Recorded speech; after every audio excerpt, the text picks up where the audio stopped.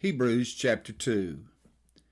Therefore we must give the more earnest heed to the things we have heard, lest we drift away.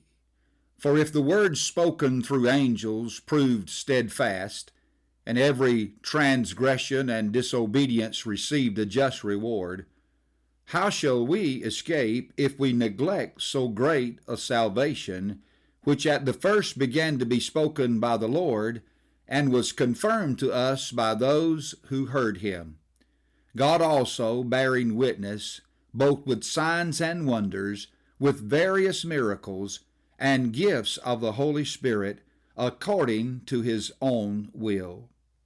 For he has not put the world to come, of which we speak, in subjection to angels, but one testified in a certain place, saying, What is man, that you are mindful of him, or the Son of Man, that you take care of him? You have made him a little lower than the angels. You have crowned him with glory and honor, and set him over the works of your hands. You have put all things in subjection under his feet. For in that he put all in subjection under him, he left nothing that is not put under him. But now we do not yet see all things put under him, but we see Jesus, who was made a little lower than the angels, for the suffering of death, crowned with glory and honor, that he, by the grace of God, might taste death for every one.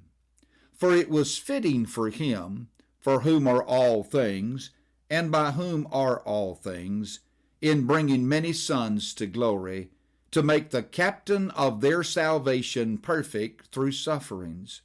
For both he who sanctifies and those who are being sanctified are all of one, for which reason he is not ashamed to call them brethren, saying, I will declare your name to my brethren. In the midst of the assembly I will sing praise to you. And again, I will put my trust in him. And again, here am I and the children whom God has given me. Inasmuch then as the children have partaken of flesh and blood, he himself likewise shared in the same, that through death he might destroy him who had the power of death, that is, the devil, and release those who through fear of death were all their lifetime subject to bondage. For indeed he does not give aid to angels, but he does give aid to the seed of Abraham. Therefore in all things he had to be made like his brethren, that he might be a merciful and faithful high priest in things pertaining to God, to make propitiation for the sins of the people. For in that he himself has suffered, being tempted, he is able to aid those who are tempted.